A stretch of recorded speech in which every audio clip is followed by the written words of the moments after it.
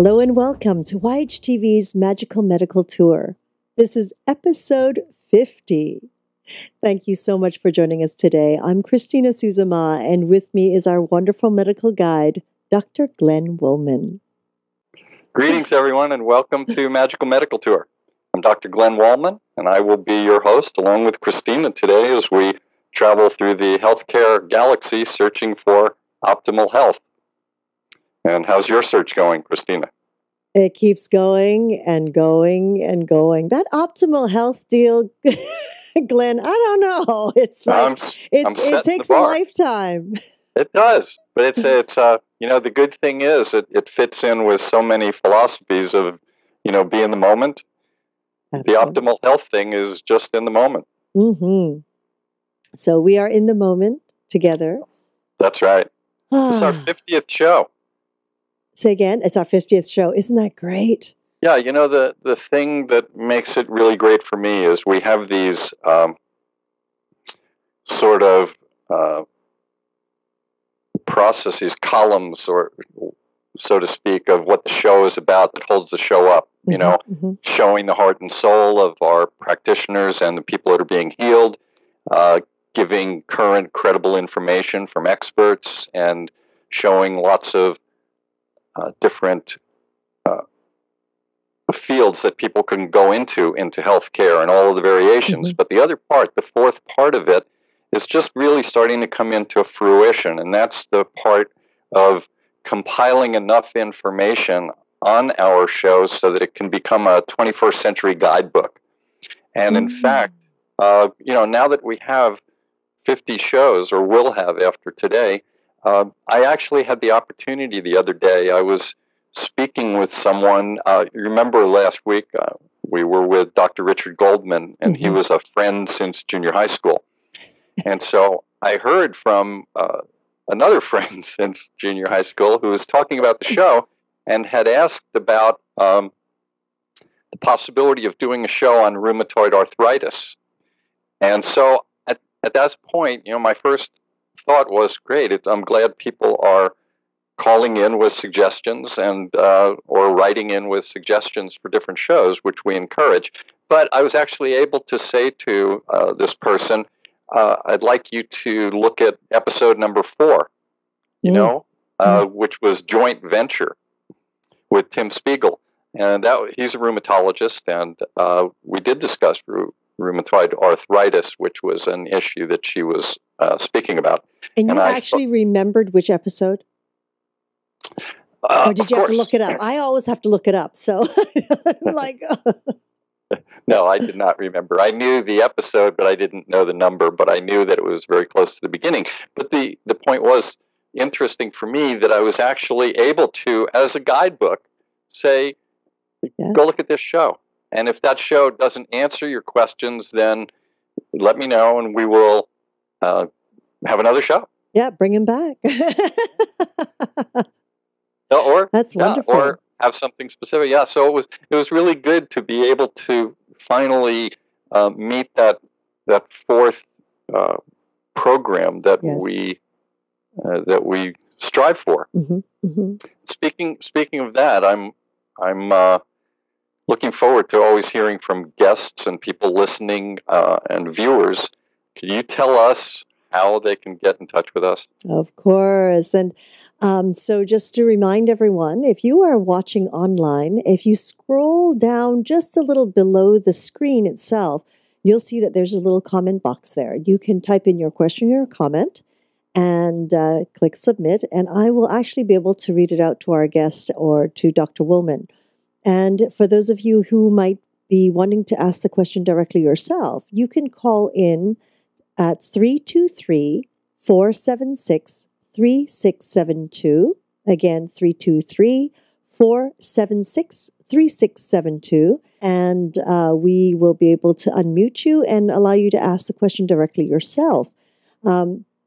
And during the show, if you're watching online, those numbers will also come up for you on the screen. So at any time, you're more than welcome to call in or submit your question or comment through the online box itself. So thank you, Glenn, for that reminder for everyone as well. No, it's good to know that we're big time. We have our number rolling under the screen as we're promoting, like I see on all of the big shows. Is that really happening? It is happening. It's very exciting. We even have a title under your name now. Can you imagine? Oh my gosh, we've hit the top. I guess we needed to prove something by hitting 50. There you go. And still more to grow. So I wonder what's going to happen by the time we hit 75. Well, we may know today with our special guest, because he may teach us things that will help us understand everything about life. I'm talking about my good friend and colleague, Chow Pang. He is a scientist. He has his master's in physics. And he is also a martial artist and a master of Tai Ji and a teacher of Tai Ji. He is somebody who has a very interesting history and has come to some wonderful wisdom that I think we will share with people today in terms of his experience in Tai Chi, and we'll try and put that into a healing process so that it fits in well with Magical Medical Tour. So without further ado, I would like to introduce to you and to our audience Master Chow Pang. Hello, Chow. Hey, good morning, Glenn. How are you? Hey, Christina. Hello, Chow. Thank you so much for honoring our community here and being with us today. Well, it's my pleasure.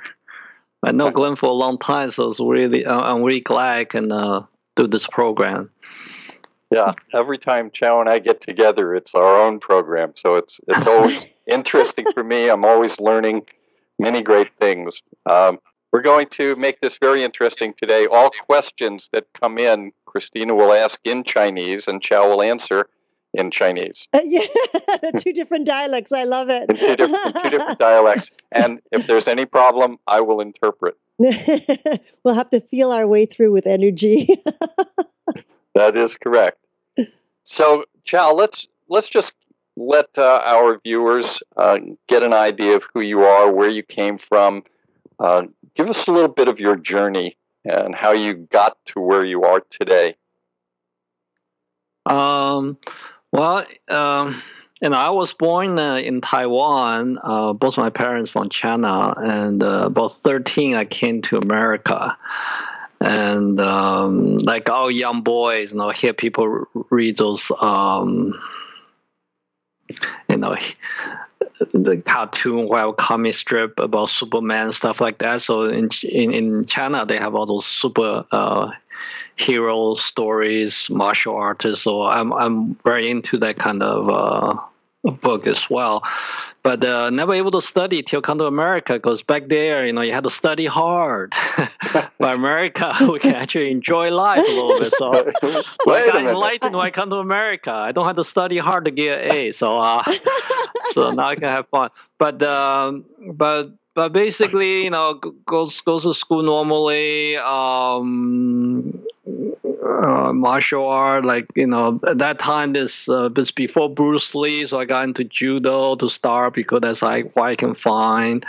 In college, I did some Western fencing and same time get a degree in physics. Then I tried to get a job, I got a master's degree in scientific instrumentation part of physics. So start a company with a couple guys. We do scientific instrumentations. Basically, we measure a variety of signals. And later I even got work with National Institute of Health, provide some instrumentation for them. And I was just working too hard. It's a small company, only 20 people. And, at that time, I already learned some Tai Chi. And when I was starting, it was like, I was in the middle 20s. And at that time, I got a lot of energy, I feel. My hand gets high. I can feel literally my beat, the heartbeat in my fingertips and so on. But as I work harder and harder, all of a sudden, my hands start turning ice cold. My eyes start to beat, and I have 3 permanent frowns on my face. So, because I know that based on all the symptoms, I have no chi left, no energy left. And I feel on that path, basically, I just going to get a heart attack or die. So at that time, well, 39, I quit. Tell my parents that I got to go and do something else. So I think that's the time when I met you, actually, because I was looking around for what else to do. And martial art, I always think, when I retire, can make enough money, whatever, and then start doing the same. But that time, because my physical health is so bad, start looking at other stuff. So say, yeah, maybe this martial art and Tai Chi I've been doing all my life, maybe start earlier. So I investigated the local healing community, and because a lot of people do Tai Chi, good for balance and so on. And that's how I met Glenn. And by that time, I finally decided, hey, why don't I spend some time to learn some deeper stuff? Because at that time, I already done 20 years, but I feel I know on the surface, I know they're masters that know the stuff real deep. So I went around, traveled the world, and seeking out masters. So I did find a herbalist in New York City, of all places. And I studied with him for 3 years. Then I come back to Santa Barbara in 2004 and start teaching here locally. But in the meantime, I found another Tai Chi master, Master Liu from Wu Hao tradition. And this style is really difficult to find. We are very lucky to have him in America because her daughter immigrated over. So he his wife decided to look after their grandkid in America. So I found him able to study with him over the last 5-6 years. But over this time, first those are physical thing. I had to relearn how to gain energy back. So Tai Chi really helped. And so that's kind of my healing journey. And I always tell Glenn, I'm kind of an accidental healer because unlike a lot of doctors, they, ever since their childhood, they want to become doctor and study real hard. I never really attracted to a healing profession. But through all those, some of the physical crises I have and so on, it's like, hey, I had to learn how to heal myself. But once you can heal yourself, you kind of can help others heal. So I always look at myself as an accidental healer. So this thing I practiced before was just for martial art, but now I say, hey, this practice actually it's actually Tai Chi is a very good practice to help you heal. So here I am today with you guys talking about it. That's great. There's a lot of things that you brought up that I want to discuss, but I would like to point out, I believe, that you do have some healers in your family that might have influenced you a little bit. Oh, my mother? Mm-hmm. But she's an anesthesia nurse. So she just put people to sleep. It's good. I get That's easy. Stop people from the pain, right? Yeah, I don't know of anyone that would like to have an appendectomy without your mother putting us to sleep. Yeah.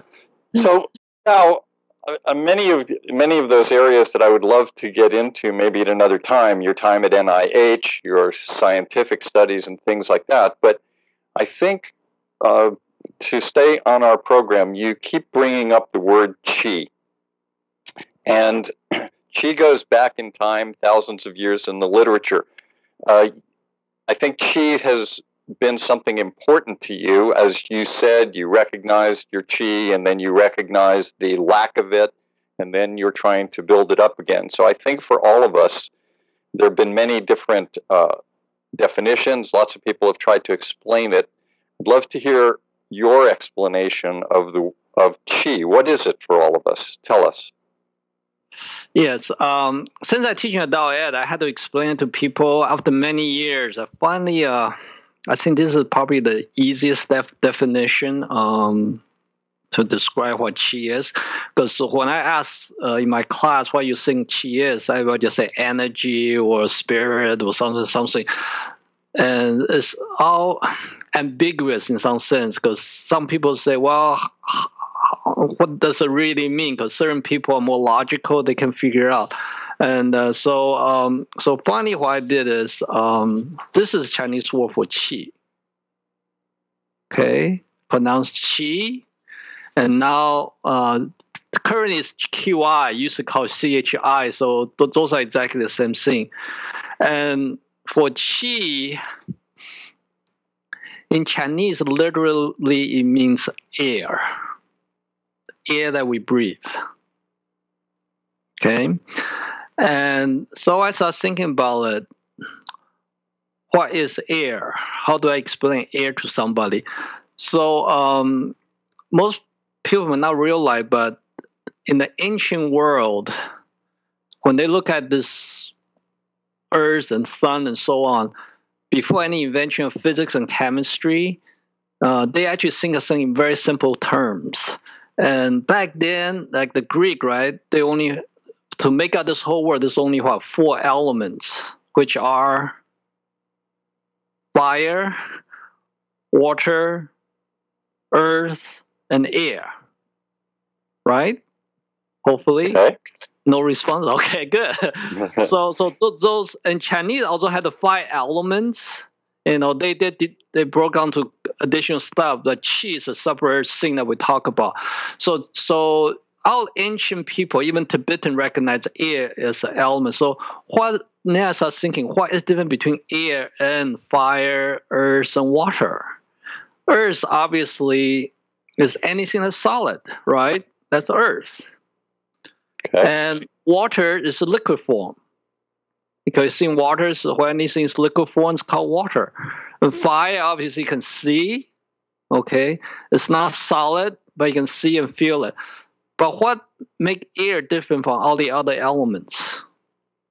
I'm going to guess that you can't see it. That's the most important aspect of qi. You cannot see it. But how do you know it exists if you cannot see it? Feelings. When you blow, you know, wind comes, you feel it. So basic air elements, really is about all the things they can feel, but they cannot see. Is the air element. And Chinese use qi, Greek use air, whatever. But this describes this feeling. So really, qi is our emotions, how we feel. Because when you have a good day, feel good, guess what? Your energy is good. When you have a hard day, hard working day, you feel low down, doesn't feel good. Yeah, of course, your qi is low. So to me, that's the simplest way to do it. Qi, just how you feel. Wow. That's very interesting, I find, especially since so much of, say, acupuncture has to do with putting needles in meridians where qi is flowing, right? So let's go back. So to me, our ancient medicine, there's a big difference between ancient medicine and modern medicine. Ancient people, again, they don't have microscope, they don't understand. So you got people come into a healer and say, hey, I don't feel good, right? Mm-hmm. And there's no way to prove there is a bacterial fungus infection. Maybe the artery is clogged. So all they do is they try to get them something or say certain things, or tell them a story to make them feel better. So all ancient medicine are qi medicine. They had no idea they really destroy all the bacteria in the person or not, except broken bones. So they can reset a bone. But other than that, most of them, they come with tell you how they feel. They give them the feeling medicine and they feel better. So all ancient medicine are qi medicine. Modern medicine, because they discovered those bacteria from whatever, they say, okay, I can figure a way to try to get rid of those things for you. But modern medicine lack one thing now, because afterward the patient says, I still don't feel good, right? Then the Western doctors say, hey, well, why don't go see a psychologist? But the truth is, how important is qi medicine? Is that if you're depressed, not happy, of course you're going to get sick, right? Your body immune system's down when you're not happy. Immune system is not separate from your feelings. Your feeling directly in control of that kind of stuff. So to me, is today's medicine, when they try to measure qi, try to figure out what qi is, they can't. Because the feeling, how can you measure how happy somebody is? You can't. So to me, it's practice this qi or energy is, how do we use our feelings to do a practice? And that's what qigong is, really. That's a great segue, although I still have many questions on qi. Maybe we'll answer some more of that, and it'll become even more apparent to us as we move through this. We talk about Tai Chi. You were involved in many martial arts, and but we're today talking about Tai Chi, and Qigong seem to be somewhat similar. Can you tell us where they're common and where they're dissimilar, or if they are at all? Okay, so since today we're going to do some Chinese, right? So this is Tai Chi. Maybe I can see that. Okay, so Ji, and this is Qigong. So you know it's a different word, Gong, okay, and Qi. So what happened is Tai Chi, Tai actually means greater than, and Ji means limit. So Chinese say North Pole is Beiji, Bei is north, right? So Tai Chi is greater than limit. So the way I translate here is beyond limitations. That's what Tai Chi is a study of. How to go beyond your limitations set for yourself. Qigong, right? Gong is like Kung Fu, right? So basically Qigong is a Qi practice. So that's how I look at difference. So any Qi practice that can make you feel better is Qigong. Okay, so Qigong to me is almost like yoga, right? Although today people think yoga is kind of like a stretching type of exercise, but the truth is yoga, by original definition, yoga could be many, many things. You can do, being good service, or don't have to be stretching, right? Qigong, same thing. You can chant. You can do stretching type of exercises. You can do gentle motion like Tai Chi. As long as you get this an exercise to make you feel better, any kind of thing that you can do. I actually can't, don't even have to be an exercise. It could be meditation, right? So that's Qigong. So Qigong cover a wide variety of things. Could be spiritually related, religiously related. It's all part of Qigong. Tai Chi, what happened is, in some sense, is this Qi practice with a more of a martial art intent. But I think most people don't understand is today we live in a fairly safe world. But back then, the temple normally in the countryside, in the mountains, and there are bandits still everywhere. So people need to protect their temples, right? So they say, hey, so I think some of those Taoist people, practitioners say, hey, since we had to do those exercise, why don't we add martial art content to part of exercise? So that's what Tai Chi came about. It's really a martial art more based on this Qi practice rather than straight muscular and power practice. I hope to you clearly enough. Oh, I have to say, that's amazing. Thank you so much for that, because I the two of them have the similarities, but now that you have sort of articulated each of them and defined them, it's so much easier in my mind to understand. Oh, Qigong's like yoga. You're right. And the Tai Chi, I've always known it to be a martial arts form. So, thank you so much. See, they practice Qigong, you had no idea what they're doing really. Could be totally one to another, could be so different that you cannot even recognize them. Yeah. So anyway, good. I'm happy. Me too. Because people, they're very confused because all my students are like, what's the difference between Tai Chi and Qigong, because they always think we move slowly, but the truth is Qigong may not even have to be moving, could be still called Qigong. Mm-hmm. So, because when the form of Qigong that I had always heard of and always seen practice was more to do with the breath, more than the movement. So it was like whether they be sitting or standing, it had to do with the breath work more than anything else, to build the qi and healing through the breath. Yeah.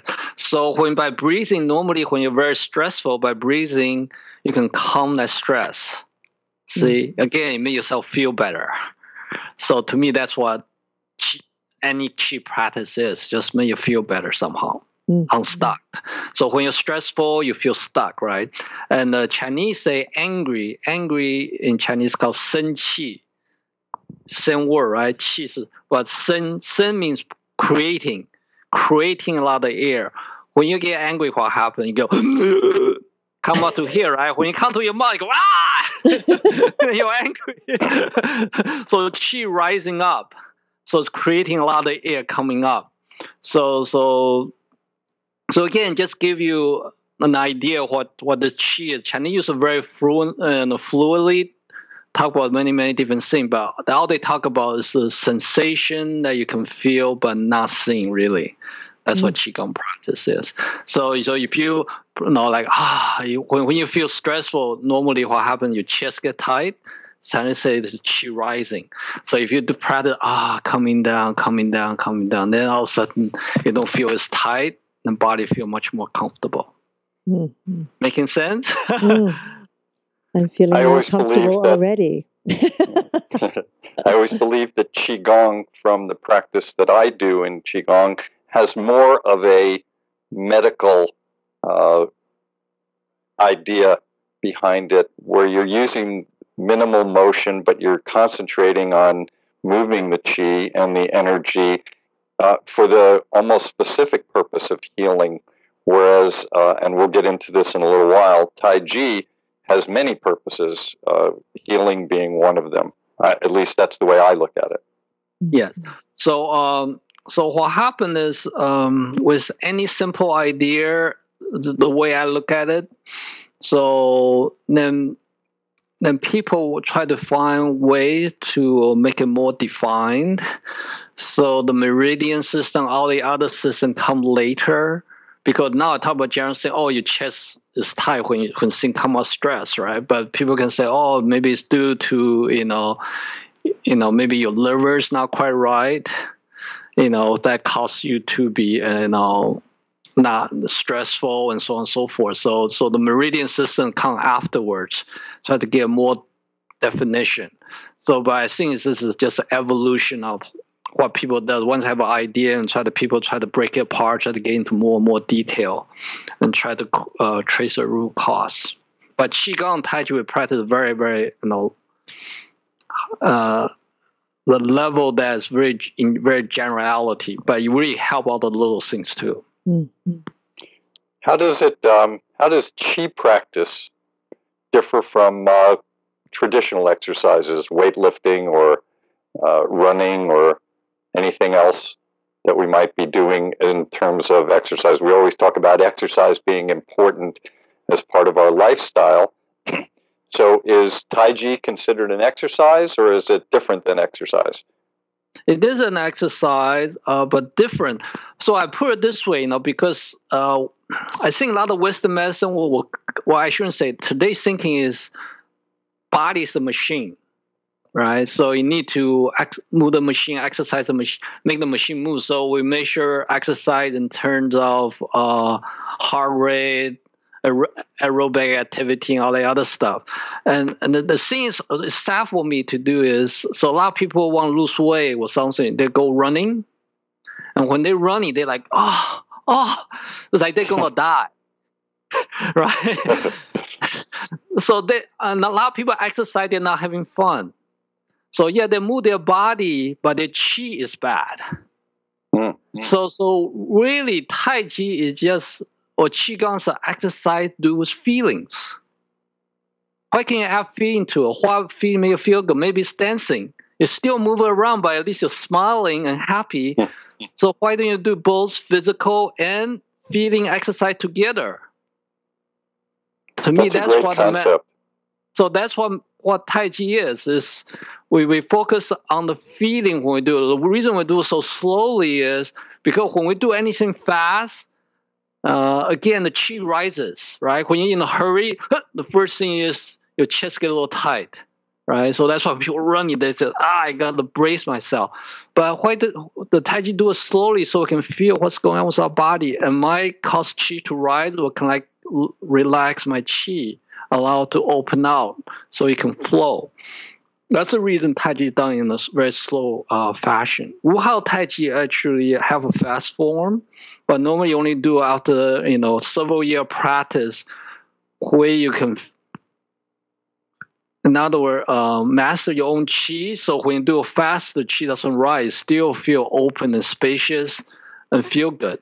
So to me, that's what I think today's exercise need to add this feeling as part of it, right? Just exercise, look at our body as a machine, just by I don't know best English word description. To me, it's a lot of people exercise with put too much emotional stress on themselves when they're doing it. So it's not necessary. That's amazing. So now, you had shared with us right before we had started that there are different forms of Tai Chi. Can you explain those forms to us? Tai Chi, although people can trace back, the current tracing back only about 250 years or so. Before that, it's kind of lost. Although a lot of Qi exercise before, but the current form is 250 years ago. So the most popular form in America today is Yang style, because the Yang family bring it out of their village first, and a lot of people practice it. And Yang actually went to Chen village study, so Chen style is kind of big now. They figure if Yang learned from Chen this is the original style. And but not necessarily so, because remember, it's an exercise with feeling. So depending on the practitioner, you can make it more martial or more physical practice or more Qi practice, way on your self-attainment of it. So anyway, so Chen village pass on to the Yang, and the Yang teach another guy named Wu. So Yang and Wu style are very similar. And same time, in the village where the Yang live, this guy named Wu, different than other Wu, okay? And they are friends, so they're trading information. Later on, he tried to study with his teacher, but his teacher was too old. Yang's teacher, he found another person, and this person's Wu. And later on, he passed on to Hao, also called Wu Hao style. And Hao also passed to another person in Sun, so there's Sun style. So the current are the five main style: the Chen style, Yang style, Wu style, which that's one branch, and the other was Wu Hao style, and Sun style is another branch. But the only difference is Chen style done with is so-called large frame. They have real big, wide stands. Yang style probably medium stands, and Wu Hao and Sun style, we do very small stances. When we do Tai Chi, it's almost like we're walking. We don't take big steps. It doesn't look martial at all. But the reason we do that is it's the best for Qi development. The lower you put your stand, the more muscle you have to use. When your muscles tight, your Qi doesn't really flow as well. Mm-hmm. So do you guys want to exercise? I can show you. You will want to try an exercise. That would be fun. Is that okay with you, Dr. Woolman? Absolutely. Absolutely. So that's just okay. Remember that this is going to be in the universe for the rest of time. No pressure. So one thing I try to tell people is yoga and all the spiritual practice about opening the heart, right? So it's hard to explain to people how to open the heart. So I have this exercise for people to teach people how to open the heart so they can see how they relate to Qi. Okay, so if you sit centered, don't lean back, okay, or anything, and feel your heart area, right? So if you imagine you're a little sad and feel what happened to your chest, and then try to imagine something or someone make you happy and feel what happened in the center of your chest. A little sad, what happens? Happy. Can you guys feel the difference? What happens when you're sad? Feeling sad. Oh, everything Christina, caves. I'm going to let you take these. Oh, these are wonderful. Everything caves in. Close in, right? Yes. When you're happy, opens out, right? Yes, yes. So what happened is, let's try this exercise, okay? So in the beginning, you can use feeling to control this physical sensation, okay? It's on the skin almost, or something even deeper inside. So a little sad, a little happy. Now, after a few practice, you can don't use emotion anymore. You can just use intention. You can have a close in, open out. Close in, open out. So next time you open out, I want to see if you can open out all the way out to end of your shoulders. What I like you to do is be sure you don't pinch your shoulders. Keep your shoulder open so the chi can pass through, like gate. And from the shoulder, come back to the center and propagate down to the elbows. From the elbow back to the shoulder. Gentle smile again from shoulder down to the elbow, and see if you can continue that smile, open out to the wrist. Again, keep your hand open. Don't want the whole fist or anything. And come back to the shoulder. Don't need to go all the way back to the center. And from the shoulder, feel something gently traveling down past the elbow, wrist, and down to your hand. Feel every single joint will seem to open up a little bit. Back and open.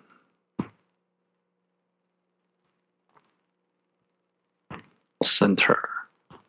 Okay, good. Can you feel that, Christina?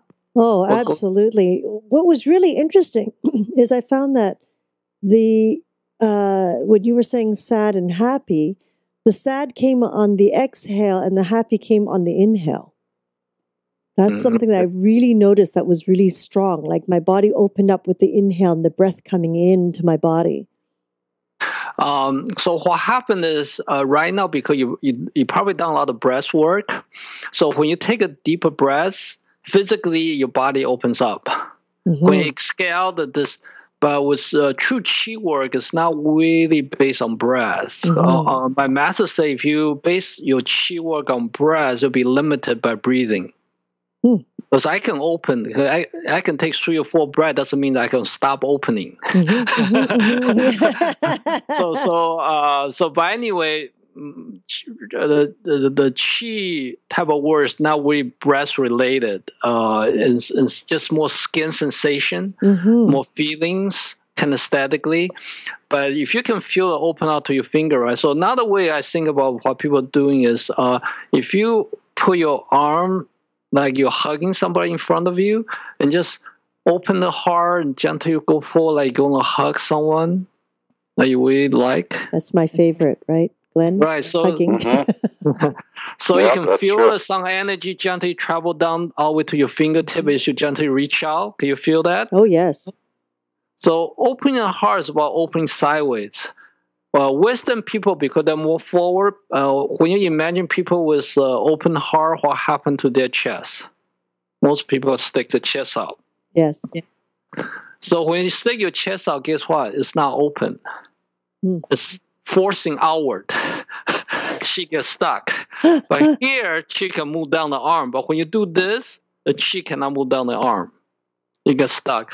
So to me, this is how you open heart. It's nice, soft, gentle surrounding, so you can go down propagate. So let's go back to muscle. Okay. So now, if you hold a fist, you just one side, both sides. Okay. Okay. Hold a tight fist. Try to do the same exercise, opening the heart. Can you open it?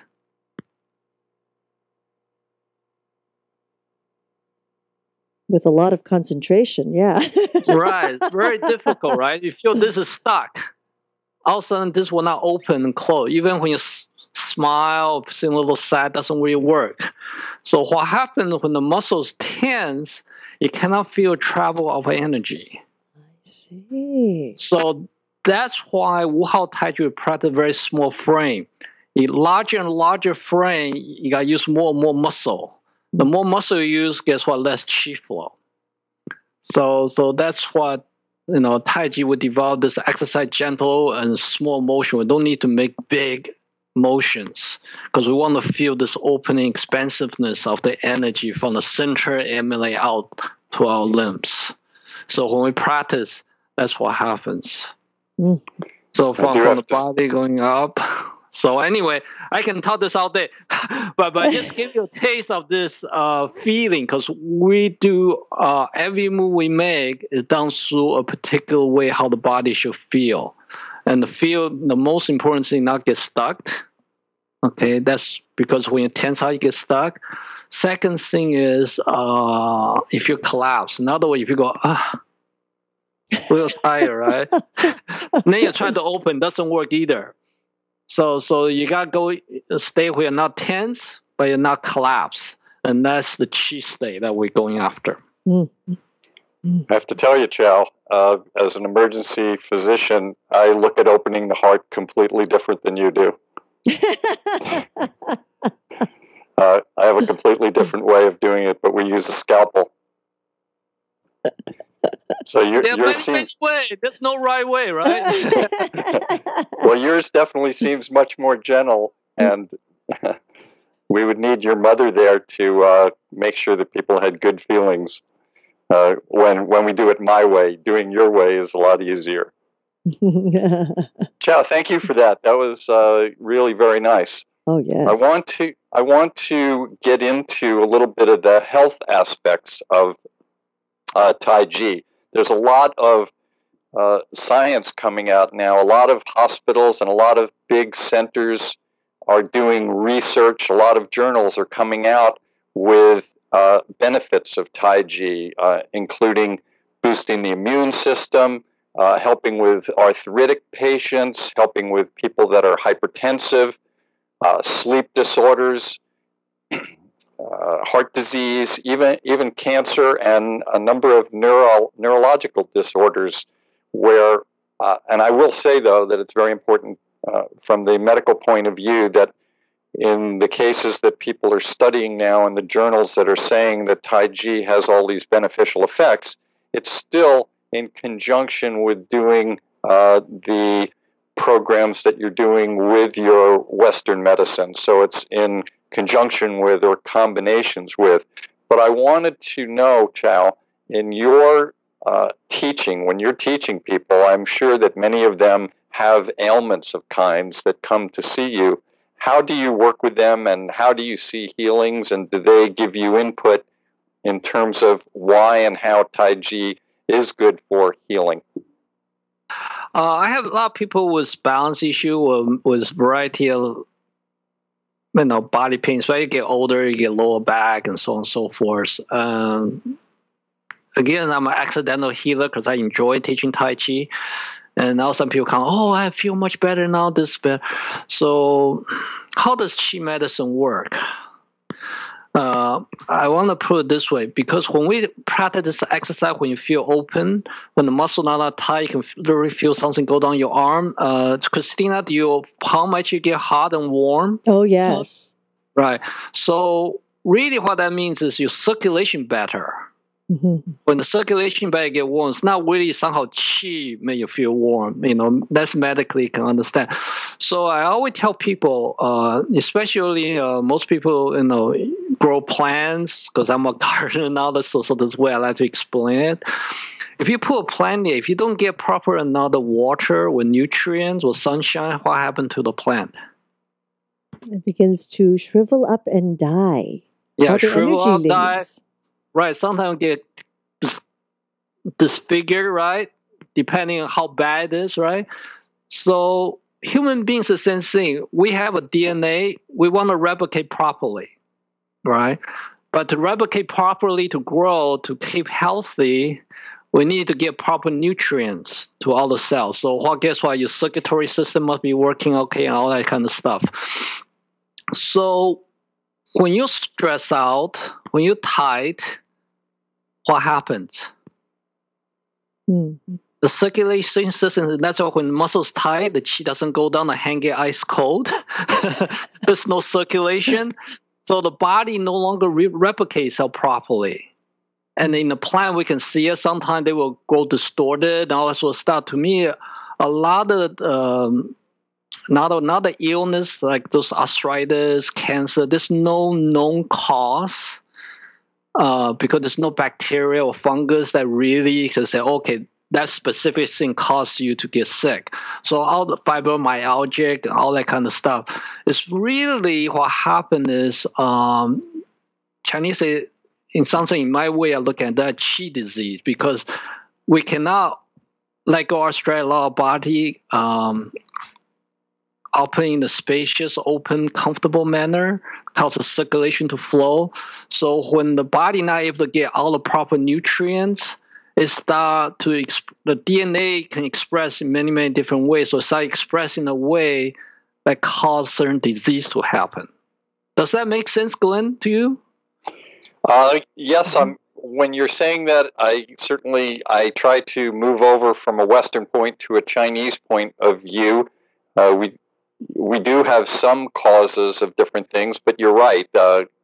Emotional things can trigger things that change in our neurohumoral system, etc. But I do agree, as I said, at least in my mind, that the combination of doing something like this, working with the qi, working with emotions, calming the body, and sending good, improving circulation, clearly all of these things are necessary for any kind of a healing. If you take an antibiotic, that antibiotic has to get to a place where the bacteria are forming. So by improving circulation and also having a better attitude and being more calm, it allows cells to function more appropriately in terms of doing what they need to do, be it a regenerating or healing. So yes, I do agree with that. So, but I did have one question though. As you were saying that, I was wondering, when you're saying you feel the qi move through the arm and down to the fingertips, and we also talk about the qi being emotion. So how do you reconcile those two things? Is it an emotional thing moving down to the fingertips, or an energetic process, or a combination of things? So what happened is the qi practice. So what happened when you're in a good qi state? Okay, so in Tai Chi we call it song. Song means relax. But the problem is that the wisdom way understand song is collapse, because when people say relax, you go like this, right? Have a margarita in your hands or something. So but we look at differently. We think of song is like I finally come. This is the right word, spaciousness. In other words, if you imagine standing in the open vista, 360, open all around you. What happened? How do you feel? Pretty good. And expanded. like space even behind your head's opening up. There's no space climbing down your back or your shoulders, clamping down. Everything just soft, open, spacious, right? Your skin softens, your pore feels open. So feel like you can literally breathe with your skin, and your body again will warm up quickly, easily. But if you, in the opposite case, if you imagine yourself in a closet, what happens? Everything shut down, close around you, right? You feel shriveled up. So what we just did, we talked about this opening, is we actually literally is one way imagine how can you extend, open out space around you. So in the beginning, although we can talk about this qi exercise is more feeling related, but put it this way, okay? There's three aspects of it. Oh, we don't have much time left.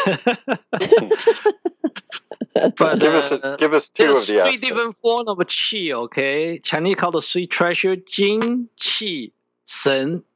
Okay, Jing is the physical aspect, emotion aspect, and spirit aspect. All those three things kind of control how spaciously we feel, how comfortable we are. Okay, so the physical, obviously, like nutrition that you have. If you, because this gene, this word on here, this word means rice, and this means blue sky. When you eat, have proper nutrients, stuff like that, body, it's good. You feel like clear blue sky. Okay, that's what gene is. And so partially had to do with your physical health. You have a broken bone, of course. And qi is the emotional health we talk about. But qi, look at it. This word here and this, they're almost exactly the same. Or one's longer, one's shorter, right? But that's also rice. In other words, when you're hungry, guess what? You're not going to feel good. So right. Physical and emotional are related somehow, right? So Tai Chi is a Taoist, is more earthy science. So they say, hey, how do you get enlightened or get better with your life? Is first they say you got to transmute Jing to Qi. In other words, you have a good physical health. Then you can work on, because if you're physically not healthy, it's hard to get emotionally healthy. But once you're physically healthy, then you can work on emotion. If you're emotionally healthy, then we talk about Shen, the spirit. And Shen is also kind of difficult to talk about. What is a spirit? But I tell people, how do you tell people a good spirit? And Chan said you can tell people's spirit by looking into their eyes. So what people you can think of have good spirit, like Dalai Lama, right? When you look into his eyes, what do you see? I see calmness and happiness and spaciousness. You can see clarity, right? So when people have like 5 or 6 things in their mind, you can see their eye, they are cloudy, right? Mm-hmm. Sense?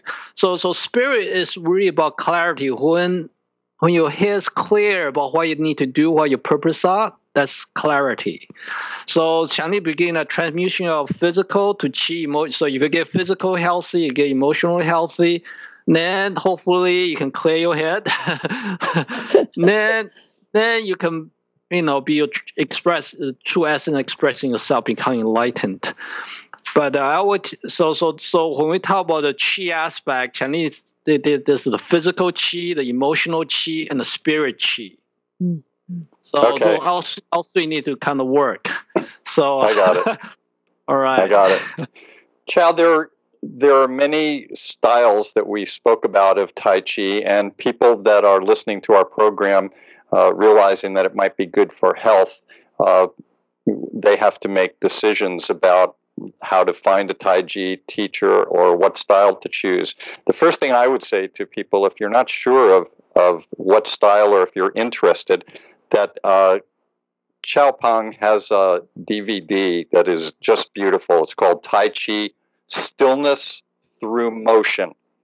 And I would recommend to people that if you're interested in Tai Chi and you want to learn more about it, either in choosing how to find somebody or to just do something at home, look at this video. It's just beautiful to watch, easy to understand, and it shows you when you watch Chow Pang do the forms as he teaches you and explains things, it's so graceful and beautiful that even if you just sit and watch, it's very relaxing and probably improves your chi and your emotions and your feelings.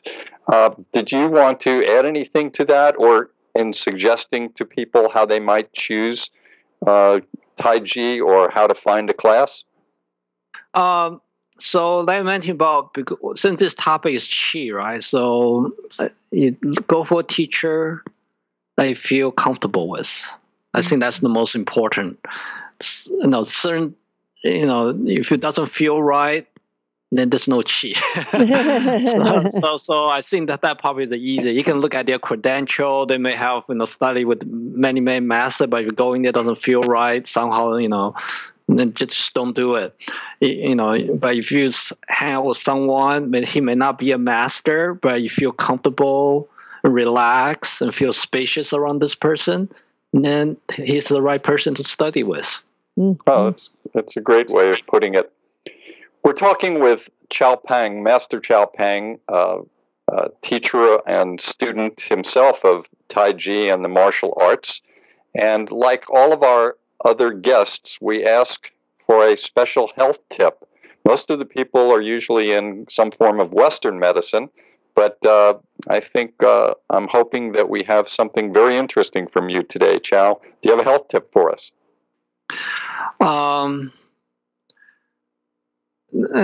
Since I think this whole program we've been talking about it is really just about how you feel. So every day spend some time. It could be a place, could be music, could be poetry. Do something that makes you feel good. Feeling good, to me, the sad part is most of us feel like in order to feel good, we had to do something. It's almost a reward. Like if we work hard, we make money, we'll be happy. And I think that people got totally reverse. Why don't you start feeling good first? Do something that makes you feel good. Then go and do the stuff you need to do. Instead of wait till the end. The problem is when you wait till the end, you never find time to be happy. So start now. Dedicate 10 minutes, 20 minutes of your day. Do something that make you feel comfortable, make you feel spacious, make you feel loved. That's really what Chi medicine is all about. So that's for the day. I always look forward to the health tips from people, and every time as I'm listening, I just feel so good. And today, it just went right along with the show. As you were talking about it, I was feeling myself expanding and feeling better and better. So thank you for that wonderful health tip. Is there anything else you would like to mention before we close today's show? No, I don't have anything else. I mean, it's a pleasure to talk on this show with you, Glenn and Christine. Christina, you made me feel welcome, and I really enjoy sharing what I had learned with everyone. And that's really my goal in my life, to share what I learned. So I really enjoy it. Thank you. I'm grateful to our special guest, Master Chao Pang, for sharing his wisdom and expertise with us. I would like to thank all of my healers and all of my teachers who have allowed me to go on my journey. And I want to thank all of you for joining us today, and look forward to seeing each of you next week as we travel through another quadrant of the healthcare galaxy. And until that time, I would like to thank you, Chao. We really appreciate it. Thank you, Christina. And I wish all of you optimal health. And thank you, Dr. Glenn Woolman. And of course, Master Chao Pang, thank you for leading us through such a wonderful experience. And we look forward to having you back soon.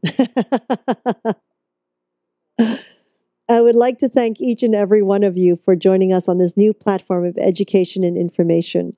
We're grateful for your continuous support and look forward to hearing your feedback on how we can serve you better. We invite you to join us live every Tuesday for Magical Medical Tour at 10:30 a.m. Pacific Standard Time, 1:30 Eastern Time. Wednesday for Trinity of Life at 11 a.m. Pacific Standard Time, 2 p.m. Eastern Time.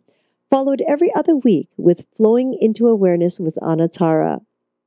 If you would like to contact Dr. Glenn Woolman, you can do so at myyogahub.com/G Woolman, or follow him on Twitter at Glenn Woolman, and of course through his own site, glennwoolman.com, where you can learn about his Metaphor Square Breath. Until we meet again, namaste.